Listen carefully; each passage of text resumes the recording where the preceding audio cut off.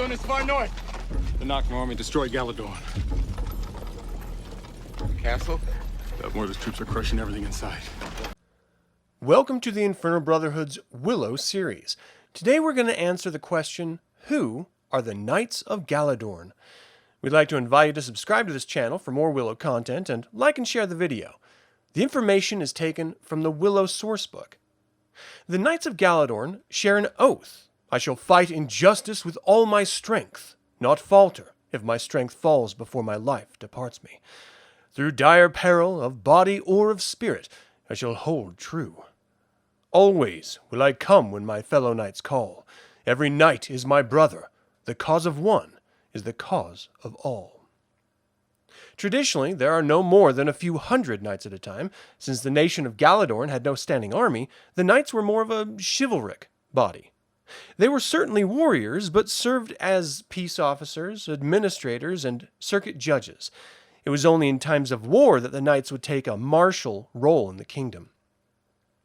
Each landowner in the nation swore an oath of allegiance to Castle Galladoorn, that if war came to Galladoorn, they would provide trained landsmen, yeomen trained in the art of war, with a horse and a sword.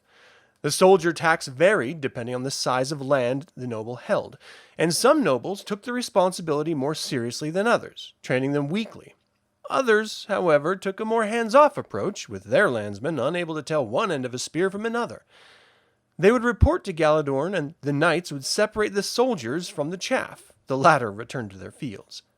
The soldiers would be drilled and formed into units under the command of a knight. Files were composed of 12 men. Companies encompassed 12 files, and though it rarely occurred for major threats, companies were formed into battles or battalions of up to 2,000 men, with each under the command of Galladoorn's greatest notables.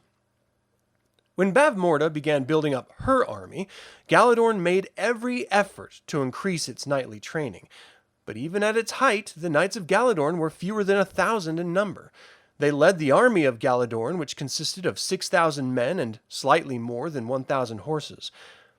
The army included the knights, much of Galladoorn's nobility, and many of its yeomen. It was the largest army the nation ever fielded, but it was still small compared to Bavmorda's. They suffered defeat in the Battle of Land's End and at Castle Galladoorn itself. Eric took command, and they were subsequently hounded by minions of Knockmar and their death dogs, tracked by 100 hidden messengers, hunted, besieged, blockaded, assailed, encircled, and outnumbered 15-1. Yet the Knights of Galladoorn endured. When at last they were made aware of Elora Danan, they chose to continue fighting Knockmar and stand with her and her guardians. They aided the guardians at Tirasleen and stood by them while they assaulted Knockmar Castle. With the fall of Bavmorda, they resolved to rebuild Galladoorn Castle and their nation. Madmartigan was reinstated by the Shining Legion with honor, and even Willow Ufgood was made an honorary member. And that is all the time I have to share about the Knights of Galladoorn. Thank you for spending time with us. We'd like to invite you to subscribe to this channel, and feel free to click the like button and share this video. Until the Infernal Brotherhood convenes again, my fellow scruffy-looking nerf herders, may the Force be with you. Come on, let me out of here, Eric. Give me a sword. I'll win this war for you. Madmartigan.